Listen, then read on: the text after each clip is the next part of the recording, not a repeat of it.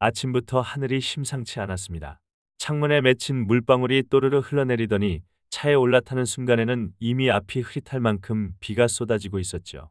몇 달 전부터 기다려온 골프 약속이었습니다. 은퇴 후 친구들과 보내는 몇 안 되는 즐거움, 서로 바쁜 일상 속에서도 한 달에 한두 번은 꼭 얼굴을 보며 웃고 떠들던 자리였죠. 운전대를 잡고 가는 길, 마음속은 소풍을 떠나는 아이처럼 들떠 있었습니다. 새로 산 장갑도 챙겼고 며칠 전 연습장에서 교정한 스윙도 시험해보고 싶었죠. 그런데 골프장 입구에 도착하자 마치 하늘이 무너지는 듯 비가 퍼부었습니다. 잔디밭은 이미 물에 잠겼고 캐디들은 우비를 입은 채 고개를 저었습니다. 오늘은 힘들겠네요. 코스가 다 잠겼습니다. 순간 허무감이 몰려왔습니다. 마치 준비한 무대 위에서 조명이 꺼져버린 배우처럼 나뿐 아니라 모두가 어색하게 서로를 바라보며 서 있었습니다. 그때 한 친구가 우산을 접으며 말했습니다. 야, 근처에 스크린 골프장 있대. 거기서라도 한 판 치고 가자. 그냥 집으로 돌아가긴 너무 아쉽잖아? 모두가 고개를 끄덕였습니다. 누군들 쉽게 집으로 발길을 돌리고 싶었겠습니까? 하루의 기대를 이렇게 허무하게 끝내고 싶지는 않았습니다. 그렇게 우리는 폭우를 피해 작은 건물 2층에 자리한 스크린 골프장으로 향했습니다. 그곳에서 제 인생의 또 다른 장면이 열릴 줄은 그땐 상상도 못했습니다. 문을 열고 들어서자 인공 잔디의 특유의 냄새와 시뮬레이터가 뿜어내는 전자음이 낯설지 않게 다가왔습니다. 사람들의 웃음소리, 공이 스크린에 맞아 터지는 둔탁한 소리, 스윙할 때마다 바람을 가르는 소리. 현장은 실제 필드와는 다르지만 묘한 활기가 있었습니다. 그런데 제 시선은 어느 순간 멈췄습니다. 카운터 앞, 젖은 우산을 털며 직원에게 무언가를 묻고 있는 사람. 어깨에 흘러내린 젖은 머리카락, 짙은 남색 카디건 위로 번지는 습기. 그리고 오래전 제 마음에 남아있던 익숙하면서도 아득한 미소. 설마, 심장이 덜컥 내려앉았습니다. 10년 전 마지막으로 본 뒤로는 연락조차 닿지 않았던 사람. 내 마음속 깊은 곳에 늘 언젠가라는 단어와 함께 남아있던 이름. 바로 그녀였습니다. 그녀도 저를 알아본 듯했습니다. 잠시 눈이 커졌다가 이내 부드럽게 미소를 지었습니다. 세상 참 좁네요. 여기서 뵐 줄은 몰랐어요. 목소리는 여전히 맑았지만 예전보다 조금 더 낮고 차분했습니다. 세월이 사람의 목소리에도 흔적을 남긴다는 걸 그때 새삼 깨달았습니다. 저는 얼떨결에 대답했습니다. 그러게요, 참 오랜만이네요. 짧은 인사, 그 몇 마디 속에 10년의 공백이 한순간에 녹아드는 듯했습니다. 뒤에서 친구들이 저를 불렀습니다. 야, 자리 잡았다. 저는 손을 흔들며 고개를 돌렸지만 발걸음은 묘하게 무거웠습니다. 심장이 두근거리는 소리가 스크린 속 타고음보다 더 크게 울리는 것만 같았습니다. 자리에 앉아도 시선은 자꾸만 그녀 쪽으로 향했습니다. 친구들이 농담을 던지고 웃어도 제 마음은 이미 다른 시간 속을 헤매고 있었습니다. 10년 만에 이렇게 우연히 마주하다니 그 생각만으로도 가슴이 벅차올랐습니다. 비가 쏟아지지 않았다면 오늘 이 만남은 없었겠지요. 인생은 참 기묘합니다. 친구들과 시뮬레이터 앞에 섰지만 솔직히 제 마음은 이미 게임에 있지 않았습니다. 어쩌다 친공은 엉뚱한 방향으로 날아가 스크린 귀퉁이에 부딪히기 일쑤였죠. 야, 너 요즘 연습 안 했냐? 이게 뭐야? 친구들의 농담 섞인 핀잔에도 저는 그저 어색하게 웃으며 넘겼습니다. 시선은 자꾸만 한 곳으로 향했습니다. 바로 그녀. 그녀는 다른 일행과 함께 와 있었는데 라운드가 끝났는지 조용히 휴게실에 앉아 있었습니다. 창가 쪽 작은 테이블 위에 김이 모락모락 오르는 커피잔. 그녀는 두 손으로 잔을 감싸 쥔 채 창밖에 내리는 비를 바라보고 있었습니다. 그 모습이 이상할 정도로 낯설지 않았습니다. 마치 오래전에도 저 장면을 본 적이 있는 듯 기억 속에서 꺼내온 한 장의 사진처럼. 라운드가 끝나고 잠시 휴식을 취하던 중 저도 무심코 휴게실로 발걸음을 옮겼습니다. 의도한 건 아니었지만 발걸음은 자연스럽게 그녀 쪽으로 향했습니다. 그리고 결국 같은 테이블에 마주 앉게 되었습니다. 순간 공기가 달라졌습니다. 주변은 여전히 시끄러웠지만 우리 사이에는 이상하리만치 고요한 정적이 흘렀습니다. 그녀가 먼저 입을 열었습니다. 잘 지내셨어요? 짧은 질문이었지만 제 귀에는 오랜 기다림이 묻어난 듯 들렸습니다. 저는 목이 바짝 말라 제대로 대답조차 하기 힘들었습니다. 그럭저럭 뭐 그렇게 지냈죠. 10년 만이네요. 그녀는 가만히 웃었습니다. 눈가에 잔주름이 피어났지만 그 주름마저도 세월이 만들어준 따뜻한 흔적 같았습니다. 그러게요. 시간이 이렇게 빨리 흐를 줄은 몰랐네요. 그 말에 저는 고개를 끄덕이며 조심스레 커피잔을 들었습니다. 입안에 퍼지는 쌉싸래한 맛이 왠지 모르게 마음속 허전함을 채워주는 듯했습니다. 잠시 말이 끊겼습니다. 그러나 그 침묵조차 불편하지는 않았습니다. 오히려 서로의 눈빛 속에서 지난 세월의 공백을 조심스레 메워가는 기분이었죠. 저는 용기를 내어 물었습니다. 그동안 어떻게 지내셨어요? 그녀는 창밖을 한번 바라보다가 천천히 입을 열었습니다. 그냥 바쁘게요. 아이들 키우고 또 일하느라 정신없이 그러다 보니 어느새 이렇게 시간이 흘러버렸네요. 그녀의 목소리에는 담담함과 함께 어쩔 수 없는 아쉬움이 배어 있었습니다. 저는 말없이 고개를 끄덕였습니다. 그녀가 보내온 시간의 무게를 굳이 설명하지 않아도 느낄 수 있었으니까요. 근데 이렇게 다시 보니 참 반갑네요. 그녀가 미소 지으며 말했습니다. 그 순간 제 가슴은 오래 묵혀둔 편지를 갑자기 받아든 듯 두근거렸습니다. 저도 모르게 대답했습니다. 저도 그래요. 사실 한 번쯤은 다시 만나고 싶다고 가끔 생각했었거든요. 말을 내뱉고 나서야 얼굴이 달아오르는 게 느껴졌습니다. 그녀는 잠시 놀란 듯 눈을 크게 떴다가 곧 잔잔히 웃었습니다. 그러셨어요? 저도 가끔은 생각했어요. 근데 인연이라는 게 참 쉽지 않더라고요. 대화는 길지 않았습니다. 그저 안부를 묻고 서로의 얼굴에 세월의 흔적을 확인하며 웃었을 뿐. 하지만 이상하게도 그 몇 마디만으로도 가슴이 벅차올랐습니다. 마치 잃어버린 시간을 잠시나마 되찾은 듯. 그리고 그 시간이 여전히 우리 사이에 따뜻한 온기로 남아있다는 걸 확인한 듯. 잠시 뒤 그녀의 일행이 자리를 정리하며 일어섰습니다. 그녀도 자리에서 일어나며 커피잔을 내려놓았습니다. 저 먼저 가봐야겠네요. 다음에 또 뵐 수 있겠죠? 그녀의 물음은 단순한 인사가 아닌 희망처럼 들렸습니다. 저는 힘주어 고개를 끄덕였습니다. 네, 꼭 그럴 수 있을 겁니다. 그녀는 마지막으로 미소를 남기고 우산을 들고 문을 열고 나갔습니다. 순간 밖에서 퍼붓던 비가 유리창에 부딪히며 흩어졌습니다. 마치 제 가슴 속 두근거림과 함께 세상에 흩날리는 듯했습니다. 그날 이후 저는 깨달았습니다. 비가 아니었다면, 취소된 라운드가 아니었다면 이 재회는 없었을 거라는 사실을. 그리고 그 우연이 내 삶에 얼마나 소중한 선물이 될지 그때는 아직 몰랐습니다. 집에 돌아오니 비는 여전히 지붕을 두드리고 있었습니다. 현관문을 닫는 순간 스크린 골프장에서 마주쳤던 그녀의 미소가 마치 잔향처럼 따라 들어오는 것만 같았죠. 우산을 세워 물기를 털어내고 젖은 신발을 조심스레 벗었습니다. 거실 불을 켜니 어제와 같은 방. 그런데 마음속은 어제와 전혀 같지 않았습니다. 부엌에서 보온병을 꺼내 따뜻한 물을 컵에 부었습니다. 찻잎이 천천히 가라앉는 동안 창밖의 빗줄기를 한참이나 바라보았습니다. 10년이라 입안에서 굴리듯 중얼거렸죠. 어쩌다 그렇게 긴 시간이 흘렀을까요? 우리가 서로의 안부조차 모르게 된 건 서로가 각자의 자리를 지키느라 악착같이 버텨왔기 때문이었을 겁니다. 그때 나는 달려야 했습니다. 회사에선 후배들이 내 경험을 필요로 했고, 집에선 아이가 시험을 앞두고 있었고, 부모님은 병원을 자주 오가셨습니다. 조금만 더, 조금만 더. 하루를 밀어내는 사이 계절 하나쯤은 금방 사라지곤 했죠. 그녀와 마지막으로 연락을 주고받던 때를 떠올렸습니다. 그때도 이런 비가 왔습니다. 물 한 방울이 휴대폰 화면 위로 떨어져 길게 번지던 모습이 유난히 생생합니다. 다음에 봐요. 아주 흔한 인사였지만 그 한 줄을 보내는데도 서로에게는 시간이 필요했습니다. 그리고 그 다음은 쉽게 오지 않았죠. 그녀는 아이들을 돌보며 일터를 지켰고 나는 회사와 집이라는 두 개의 링 위에서 균형을 잡으려 안간힘을 썼습니다. 어느 날은 안부라도 물어볼까 몇 번이나 휴대폰을 들었다가 결국 문자 초안을 지우곤 했습니다. 마치 마음속에서 불을 댕겼다가 곧장 끄는 일을 반복하듯이요. 한 번은 사진첩을 정리하다가 둘이 함께 선 골프장 사진을 본 적이 있습니다. 우리는 아무것도 특별하지 않은 표정으로 그냥 어깨를 나란히 하고 있었죠. 그 평범함이 참 좋았습니다. 흐트러짐 없이 담담한 얼굴 속에 서로를 향한 안부와 존중이 묻어있던 때였습니다. 그 사진을 지울까 말까 한동안 고민했습니다. 새로운 사진들로 저장 공간을 채워야 한다는 이유를 대며 지워버릴 수 있었지만 끝내 그러질 못했습니다. 한 장의 사진조차 지우기 어려웠던 건 어쩌면 그때 그 평온함을 잃고 싶지 않았기 때문이겠죠. 찻잔을 들어 한 모금 마셨습니다. 온기가 천천히 가슴께로 내려왔습니다. 창밖의 빗줄기가 조금 느슨해진 듯 보였습니다. 비는 여전히 내리고 있었지만 마음속에서 쏟아지던 어떤 급한 소리는 조금 덜해진 느낌이었습니다.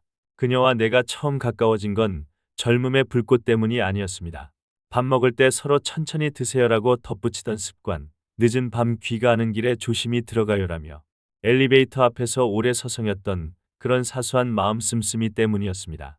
그 조심스러움 속에 우리는 서로에게 작은 의자가 되어 주었습니다. 지칠 때 잠깐 앉아 호흡을 고를 수 있는 그런 의자 말이지요. 그러다 어느 순간 각자의 삶이 우리 사이를 천천히 멀어지게 했습니다. 드라마처럼 요란한 계기 같은 건 없었습니다. 그저 하루에 한 통이던 안부가 일주일에 한 번이 되고 한 달에 한 번이 되고 그러다 어느새 두 사람이 나누던 계절이 서로의 바깥으로 밀려나 버렸습니다. 나는 그게 섭섭하면서도 한편으로는 다행이라고도 생각했습니다. 누구도 다치지 않게, 누구도 억지로 붙잡지 않게 우리는 그때 각자에게 주어진 의무를 택했습니다. 어쩌면 그게 우리 세대가 배워온 사랑의 모양인지도 모릅니다. 큰 소리로 말하지 않고 내 몫을 먼저 챙기기보다 나를 기다리는 사람들을 먼저 챙기며 사는 법. 창가에 기대어 서 있으니 젖은 아스팔트 위로 자동차 불빛이 길게 번져 흘렀습니다. 그 불빛이 어쩐지 우리 삶 같았습니다. 가까이 가보면 헤드라이트 하나하나에 서로 다른 사연이 담겨 있을 텐데 멀리서 보면 그저 스쳐 지나가는 빗자락일 뿐이지요. 우리는 각자의 자리에서 그 빛 한 줄기가 되어 살아왔습니다. 무심한 밤을 비추다가 때가 되면 조용히 꺼지는 빛처럼 식탁 위에 놓인 낡은 다이어리를 펼쳤습니다. 몇 년 전 그녀가 이 커피 맛있어요라며 추천해준 카페 이름이 조그맣게 적혀 있었습니다. 나는 그 카페를 일부러 찾아가 보았고 그날따라 유난히 쓴맛이 덜 느껴져서 놀랐던 기억이 납니다. 같은 말도 누가 하느냐에 따라 맛이 달라지는구나. 멍청한 깨달음 같지만 그때 나는 진심으로 그렇게 생각했습니다. 그녀의 말에는 언제나 사람을 안심시키는 힘이 있었습니다. 거창한 해결책을 내놓지 않아도 괜찮아요라고 말해주는 순간 정말로 괜찮아지는 일이 있습니다. 우리가 나이를 먹으며 가장 크게 배우는 것 중 하나는 그 괜찮아요의 무게인지도 모르겠습니다. 무책임한 위로가 아니라 정말로 살아본 사람이 건네는 인정과 연민. 그녀는 그런 말을 건네던 사람이었습니다. 스마트폰을 켰습니다. 연락처를 뒤적이다가 그녀의 이름을 찾았습니다. 오래전 번호라 연결되지 않을지 모른다는 생각이 스쳤습니다. 잠시 망설이다가 메시지 앱을 열고 짧게 한 줄을 썼습니다. 오늘 반가웠어요. 비가 그치면 다시 공 한번 칠까요? 보내기 버튼 위에서 손이 멈췄습니다. 이 문장을 지금 보내야 할까? 내일 아침으로 미룰까? 어떤 답을 기대한다기보다 이 말을 건네는 내 마음을 내가 먼저 확인하고 싶었습니다. 창밖에서 빗소리가 잠시 잦아들었습니다. 나는 메시지를 보내지 않은 채 폰을 내려놓았습니다. 대신 서랍에서 오래된 편지 봉투 하나를 꺼냈습니다. 몇 해 전 쓰다 만 편지였습니다. 안부가 궁금합니다로 시작해 늘 건강하세요로 끝나는 누구에게 보여도 손색 없는 무난한 문장들이었죠. 그러나 그 편지는 끝내 보내지 않았습니다. 그때 나는 아직 준비가 되지 않았고 아마 그녀도 그랬을 겁니다. 사람은 결국 자신에게 허락한 속도로만 걸을 수 있는 존재니까요. 나는 그 봉투를 다시 넣으며 조용히 미소를 지었습니다. 그래, 우리는 그 속도로 여기까지 왔고 이제 또 다른 속도로 어디론가 갈 수 있겠지. 밤이 깊어졌습니다. 주방에 불을 끄고 거실만 은은하게 켜둔 채 소파에 앉았습니다. TV를 켜놓았지만 소리는 낮췄습니다. 화면 속 사람들은 여전히 빠르게 살아가고 있더군요. 그런데 이상하게도 나는 그 빠름 속에서 더 천천히 숨을 고르게 되었습니다. 그녀가 오늘 내게 해준 말들이 떠올랐습니다. 아이들 키우느라 정신없었어요. 일이 끊기면 어떡하나 늘 조급했죠. 그래도 버티다 보면 또 하루가 지나가더라고요. 그 말들이 내 삶과 겹쳐져 한 장의 얇은 필름처럼 서로의 위에 포개졌습니다. 우리는 각자의 자리에서 거의 같은 무게로, 거의 같은 모양으로 하루를 붙잡고 있었던 겁니다. 문득 오래전 일 하나가 떠올랐습니다. 태풍이 한 차례 지나간 뒤였죠. 골프장 잔디에 떨어진 솔방울을 치우며 둘이 허리를 굽히고 있었습니다. 그녀가 이것도 공간내요라며 솔방울을 다듬어 제게 던졌습니다. 나는 장난처럼 퍼팅 자세를 취해 솔방울을 컵 모양의 배숙으로 굴렸죠. 툭 소리를 내며 들어가던 그 작은 장면, 그 보잘것없는 사소함이 지금까지도 선명합니다. 그날 우리에게는 해가 예쁘게 떴고 바람이 적당했으며 누구도 다치지 않았습니다. 그건 참 귀한 하루였습니다. 나는 그 사소함이야말로 우리가 살아온 시간의 본질이라고 믿게 되었습니다. 크고 거창한 일보다 조용히 마음을 데우는 소소함. 커다란 약속보다 한 번 더 묻는 괜찮아요라는 말. 그런 것들이 우리를 여기까지 데려왔습니다. 탁자 위에 휴대폰이 진동했습니다. 누구일까 싶어 화면을 보니 익숙하면서 낯선 이름이 떠 있었습니다. 그녀였습니다. 심장이 한 번 크게 뛰고 곧 조심스레 맥박을 가다듬었습니다. 오늘 반가웠어요. 비가 그치면 정말 공 한번 칠까요? 나는 미소를 지었습니다. 내가 쓰다 말고 내려놓았던 그 문장. 그녀가 먼저 보내왔습니다. 얼마나 오래 이 한 줄을 기다렸는지 나는 그제야 깨달았습니다. 기다림의 정직함은 때로 이렇게 돌아옵니다. 나는 답장을 보냈습니다. 네, 비가 그치면 날짜는 내가 잡을게요. 천천히, 우리 속도대로요. 전송 표시가 뜨고 다시 빗소리가 귓가로 스며들었습니다. 이제 그 소리는 더 이상 썩을 푸지 않았습니다. 빗방울이 지붕을 두드려 리듬을 만들고 그 리듬에 마음이 맞춰지는 느낌이었습니다. 우리는 10년이라는 긴 강을 건너 다시 같은 강가에 섰습니다. 물이 흐른 만큼 돌은 더 둥그러졌고 우리는 모서리를 조금 잃는 대신 다른 사람의 손에 덜 상처 주게 되었을 겁니다. 그게 세월의 선물이라면 나는 기꺼이 그 선물을 받으려 합니다. 무엇을 다시 시작하겠다는 거창한 선언은 필요 없습니다. 한 잔의 차를 마시듯 하루에 한 문장 정도의 안부를 나누듯 천천히 우리 나이에 어울리는 호흡으로 그렇게 생각하니 비가 그치는 소리를 멀리서 정말로 들은 것 같았습니다. 아니, 아직 그치지 않았을지도 모릅니다. 하지만 마음 한켠에서 분명히 구름이 거쳐 작은 틈이 열리고 있었습니다. 그 틈으로 내일의 빛이 아주 가늘게 스며들었습니다. 나는 그 빛을 보았습니다. 그리고 알았습니다. 우리가 잃어버린 시간은 사라진 게 아니라 돌아오는 법을 배우고 있었다는 것을. 그날 저녁 우리는 스크린 골프장을 나온 뒤 근처 식당으로 발걸음을 옮겼습니다. 창밖에는 여전히 비가 내리고 있었지만 식당 안은 따뜻한 국물 냄새와 사람들의 웃음소리로 포근했습니다. 뭐 드실래요? 그녀가 메뉴판을 들고 묻자 나는 한참을 망설이다가 웃으며 대답했습니다. 예전에도 늘 그렇듯이 당신이 고르는 걸로 하죠. 그녀는 살짝 웃으며 메뉴판을 넘겼습니다. 그 작은 웃음에 10년 전 함께했던 저녁들이 파도처럼 밀려왔습니다. 고깃집에서 삼겹살을 뒤집던 모습, 국수집에서 면발을 후루룩 삼키며 서로를 보던 눈빛, 모든 장면이 오늘의 이 순간과 겹쳐 보였습니다. 우리는 국물 요리와 따뜻한 전을 시켰습니다.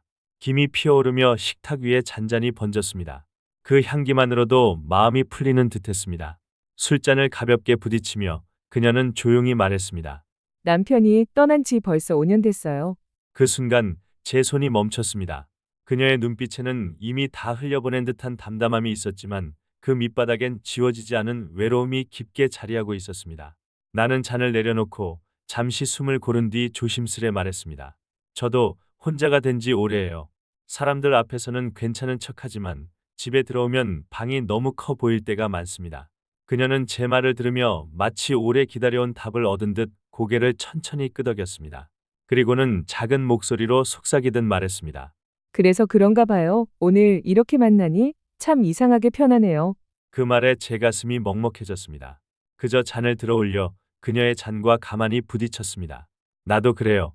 식사가 이어지며 우리는 자연스레 예전 이야기를 꺼냈습니다. 같이 갔던 골프장, 태풍이 지나간 뒤 솔방울을 굴리던 장난, 그리고 서로에게 조심스럽게 건네던 말들. 시간이 흘러도 잊히지 않는 건 결국 마음을 데워주던 장면들이었습니다. 그녀의 눈빛이 반짝이는 순간 내 심장도 같이 반짝였던 기억들. 나는 불현듯 테이블 위에 올려진 그녀의 손을 바라보았습니다. 세월의 흔적이 고스란히 묻어있는 손. 아이들을 키우고 가정을 지켜온 손. 그러나 여전히 따뜻해 보이는 손. 조심스레 아주 천천히 내 손을 그녀의 손 위에 올렸습니다. 순간 그녀가 놀란 듯 눈을 들었습니다. 하지만 이내 피하지 않았습니다. 그저 가만히 내 손을 받아주었습니다. 그 작은 온기 속에서 10년의 공백이 녹아내리는 것 같았습니다. 식당 안에 소음이 멀어지고 잔잔한 빗소리만 귓가에 맴돌았습니다. 우리는 아무 말도 하지 않았지만 이미 충분히 많은 이야기를 나누고 있었습니다. 식사를 마치고 나올 때 비는 여전히 내리고 있었습니다. 나는 그녀의 우산을 함께 잡아주었습니다. 좁은 우산 아래 우리는 어깨를 조금 더 가까이 붙였습니다. 그녀가 작게 웃으며 말했습니다. 이렇게 비 맞아본 게 참 오랜만이네요. 나는 대답 대신 고개를 끄덕였습니다. 그리고 그 순간 나는 깨달았습니다. 폭우가 취소시킨 건 단지 라운딩이었을 뿐 그 폭우는 우리에게 다시 만날 기회를 선물한 것이었습니다. 우산 끝에서 뚝뚝 떨어지는 빗방울처럼 내 마음도 천천히 그러나 확실하게 그녀에게로 흘러내리고 있었습니다. 비가 잦아든 뒤로 우리는 자주 만났습니다. 약속은 호들갑스럽지 않았습니다. 아침에 연습장 갈까요? 시장에 국화가 들어왔대요. 한강 바람이 오늘은 순하대요. 그런 말 한두 줄이면 충분했습니다. 연습장에선 내가 먼저 도착해 티를 깔고 그녀는 늘 작은 보온병을 들고 나타났습니다. 오늘은 진하게 우렸어요. 한 모금 드세요. 그 말에 나는 늘 스윙보다 먼저 마음이 풀렸죠. 처음엔 서로의 폼을 조심스레 봐주었습니다. 나는 그녀의 어드레스가 조금 닫혀 있다는 걸, 그녀는 내 백스윙이 급해지는 순간을 눈여겨보았죠. 왼발 엄지에 조금 더 무게를 주세요. 오른손 힘을 빼면 헤드가 알아서 와요. 간단한 조언이지만 그 말 끝에는 오래 살아온 사람이 가진 포근한 체온이 묻었습니다. 한 번은 내가 연습을 마치고서 클럽 헤드를 닦아 주었습니다. 천천히, 아주 꼼꼼히, 그녀가 말했지요. 이렇게 정성 들이는 분 요즘 드물어요. 나는 웃으며 대답했습니다. 남의 물건이라 더 그래요. 돌려드릴 때 더 반짝이면 좋잖아요. 그 말을 하면서도 돌려드려야 할 건 클럽만은 아니란 걸 서로 알 것 같았습니다. 어쩌면 마음 한쪽의 광도, 세월의 다른 온기의 반짝임일지도 모른다고. 우리는 종종 시장에 들렀습니다. 가을이 와 국화 냄새가 진해지자 그녀가 노란 송이를 골랐습니다. 거실에 두면 향이 오래가요. 나는 무심코 물었지요. 요즘 집은 어떠세요? 그녀가 잠시 생각을 모으고 대답했습니다. 조용해요. 예전엔 그 조용함이 무서웠는데 이제는 그 조용함에 제 목소리가 들려요. 그 말이 내 가슴에 오래 남았습니다. 조용함 속에서 자기 목소리를 다시 찾는 일, 황혼의 사랑은 어쩌면 그 목소리를 서로가 들어주는 데서 시작되는지도 모르겠습니다. 집 앞에서 국화를 건네주며 그녀가 내 목도리를 슬쩍 펴주었습니다. 바람이 불어요. 목 조심하세요. 나는 별말 없이 고개만 끄덕였죠. 그 순간 깊은 겨울을 건너온 사람들만 아는 작은 온기가 목덜미에 내려앉았습니다. 가끔은 비가 내리는 날 스크린 골프장을 찾아 나란히 서서 스윙을 마쳤습니다. 스크린에 비친 페어웨이 위로 가상의 해가 떠오르면 우리는 종종 그 해를 믿어보기로 했습니다. 오늘은 해가 참 좋네요. 그러게요. 바람도 적당하고 웃음이 났습니다. 눈앞의 풍경이 진짜인지 아닌지가 무슨 상관일까요? 우리가 한 번 더 웃을 수 있다면 그걸로 충분했습니다. 라운드를 마치고 자리에서 일어나려는데 그녀가 조심스레 내 손등을 눌렀습니다. 잠깐만요. 오늘은 조금 더 앉아 있어도 될까요? 나는 고개를 끄덕이며 다시 앉았습니다. 의자 등받이에 몸을 기대고 잠시 말없이 호흡을 맞췄죠. 두 사람의 숨이 같은 속도로 길어졌다 짧아졌다 하는 걸 느끼며 나는 마음속으로 되뇌었습니다. 우리가 함께 배워야 할 건 드라이버의 거리보다 호흡의 길이일지도. 그녀의 생일이 다가오던 주말, 나는 손에 익은 가죽으로 작은 헤드커버를 만들었습니다. 어설픈 바느질 자국이 군데군데 드러났지만 실밥을 자를 때 이상하게 손끝이 떨렸죠. 상자를 열어본 그녀가 잠시 아무 말도 하지 않았습니다. 그리고는 헤드커버를 볼에 살짝 대더니 작게 웃었습니다. 따뜻하네요. 나는 장난스럽게 말했지요. 볼에 대는 게 아니라 클럽에 씌우는 겁니다. 그녀가 고개를 끄덕이며 대답했습니다. 그래도 제가 먼저 따뜻해야 스윙도 따뜻해지죠. 작은 농담이었지만 그 말이 내 마음을 오래 데웠습니다. 초겨울, 그녀의 어머니가 병원에 입원했습니다. 나는 굳이 묻지 않았고 그녀도 구체적으로 말하지 않았지만 어느 저녁 그녀가 전화를 걸어 희미한 목소리로 말했습니다. 오늘 병원 냄새가 너무 독해요. 나는 말없이 차를 몰아 병원으로 갔습니다. 야간 조명 아래 차가운 복도, 창문 밖으로 번지는 붉은 네온, 그리고 벤치에 앉아 마스크 위로 한숨을 내쉬는 그녀. 말 대신 나는 따뜻한 물을 건넸습니다. 두 손으로 컵을 감싼 그녀가 눈을 감고 한 모금 마셨죠. 고마워요. 괜찮아요. 짧은 두 문장 안에 서로의 체온이 오갔습니다. 귀가 길, 신호등 앞에서 차가 멈췄을 때 그녀가 말했습니다. 혹시 손 한번 잡아도 될까요? 나는 조심스레 손을 내밀었습니다. 차창에 맺힌 성에가 작게 흔들릴 만큼 그녀의 손이 떨렸죠. 나는 그 떨림을 잡아끄는 대신 같은 속도로 떨려 주었습니다. 누군가의 슬픔 앞에서 우리가 할 수 있는 최선은 때로는 떨림을 닮아주는 일이라는 걸 그때 알았습니다. 첫눈 소식이 있던 날, 우리는 강변 산책로를 걸었습니다. 바람은 매서웠지만 햇빛은 희미한 설탕처럼 강물 위에 흩어져 있었습니다. 그녀가 모자를 깊게 눌러쓰고 묻습니다. 나이 들수록 사랑은 어떤 모양일까요? 나는 한참을 걸어 발자국을 두 줄 남긴 뒤에 대답했습니다. 서두르지 않는 모양이요. 한 발 먼저 가지 않고 한 발 뒤에 남지 않는 그런 보폭의 모양. 그녀가 고개를 끄덕였습니다. 그래서 그런가요? 당신이 내 옆에 있을 때 나는 자꾸 내 보폭을 살피게 돼요. 놓치지 않으려고. 바람이 모자를 흔들어 가장자리가 너울거렸습니다. 나는 그 흔들림을 손바닥으로 살며시 눌러주었습니다. 한겨울이 깊어지자 우리는 집에서 차를 끓여 마시는 시간이 늘어났습니다. 라디오를 켜면 오래된 성우의 낮은 목소리가 밤을 부드럽게 문지르듯 흘렀죠. 주방등만 켜둔 채 그녀가 말했습니다. 요즘은 밤이 길어도 좋네요. 우리가 더 오래 앉아 있을 수 있으니까. 나는 웃으며 헤드커버의 실밥 하나를 다시 눌렀습니다. 실밥도 밤에 보니 더 잘 보이네요. 그녀가 장난스럽게 말했죠. 그렇죠. 밤엔 작은 것도 커 보이니까 조심해야 해요. 서운함도, 은혜도. 그 말 끝에 나는 테이블 건너편에서 일어나 그녀의 의자 등받이를 살짝 당겨 주었습니다. 의자는 조용히 앞으로 움직였고 그녀의 어깨가 내 가슴 가까이로 들어왔습니다.